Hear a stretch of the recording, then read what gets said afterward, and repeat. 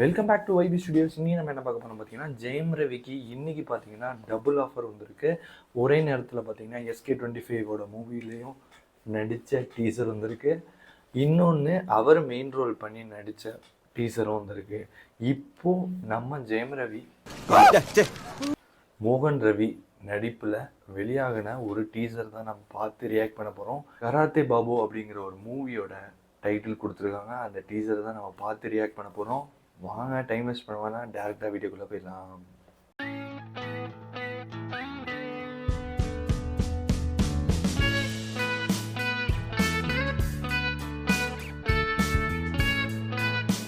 Start. மாண்புமிகு எதிர்க்கட்சி தலைவர் அவர்கள், மாண்புமிகு பேரவை தலைவர் அவர்களே, எதற்காக மாண்புமிகு சட்டமன்ற பேரவை எனது சட்டமன்ற உறுப்பினரின் பழைய பெயரை தெரிந்து கொள்ள இவ்வளவு ஆர்வமாக இருக்கிறார்? பெயரில் என்ன இருக்கிறது? டாடா இயக்குனரின் மாண்புமிகு முதலமைச்சர் அவர்கள், அதே மாண்புமிகு பேரவை தலைவர் அவர்களே, பெயர்கள் என்பது வெறும் வார்த்தைகள் அல்ல, மனித தொடர்புகளின் அடிப்படை பகுதி. ஒரு நபரின் பெயர் அவரின் அவர்கள் வரலாறு என்ன, அவர்களின் கலை, கலாச்சாரம், பண்பாடு என்ன என்பதை பறைசாற்றும். ஒரு இனத்தின் தனித்துவத்தை முன்னே கொண்டு செல்லும் பேராற்றலை கொண்டது. பெயர்கள் இணைப்புகளை வளர்க்கலாம், உணர்ச்சிகளை கிளறலாம். பெயர்கள் நாம் யார், எங்கிருந்து வருகிறோம் என்பதற்கான சமிக்கைகள். மெட்ராஸ் மாகாணம் தமிழ்நாடாக மாறியதற்கும் ஒரு காரணம் இருக்கிறது. தமிழ்நாடு தமிழகமாகாமல் இருக்க பாதுகாத்துக் கொள்வதற்கும் ஒரு காரணம் இருக்கிறது. RK நகர் சட்டமன்ற உறுப்பினர்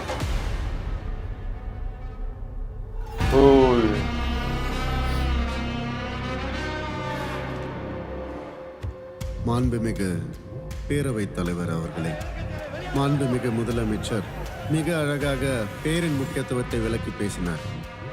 அவருடைய தமிழ் புலமைக்கு நான் என்றும் தாசனே.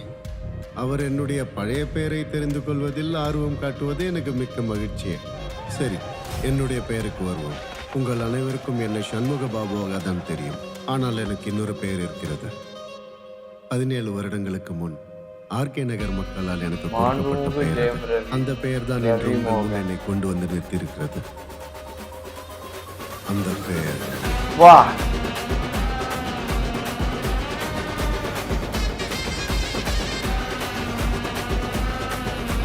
கராத்தே பாபு.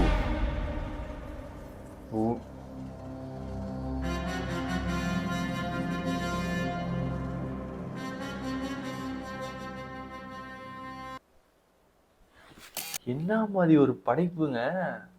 உண்மையிலே பார்த்தீங்கன்னா சட்டசபை பேரவை எப்படி இருக்கோ அச்சசல் நம்மளுக்கு எப்படி காமிப்பாங்களோ அதே மாதிரி அந்த அளவுக்கு ரியலாக இருக்கு. எனக்கு தெரிஞ்சு இது வந்து ஜெயம் ரவி அப்படிங்கிற ஒரு பேரை மோகன் ரவி அப்படின்னு ஒரு பேர் மாற்றிருக்கிறதுக்காகவே இந்த டீசர் விட்டுருக்காங்கன்னு நினைக்கிறேன். அவர் நேம் சேஞ்சுக்காகவே இந்த டீசர் வெளியான மாதிரியே தான் இருந்துச்சு. ஆனால் உண்மையிலே செம்மையாக இருந்துச்சுங்க. இன்னொன்று மெயினாக சொல்லணும், பிஜிஎம் சாம் சிஎஸ் வேற லெவல் பண்ணிட்டாரு.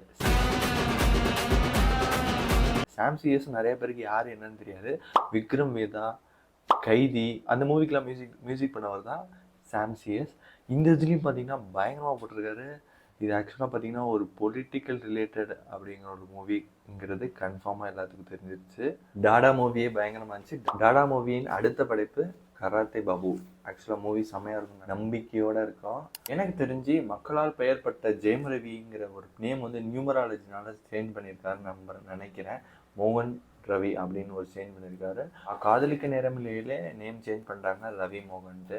அதுக்கடுத்து மூவி ரிலீஸ் ஆகுது ரவி மோகனுங்கிற ஒரு இதில். இது ஆக்சுவலாக பார்த்தீங்கன்னா எப்போ ரிலீஸ் ஆகுதுங்கிற டேட்டு சொல்லலை.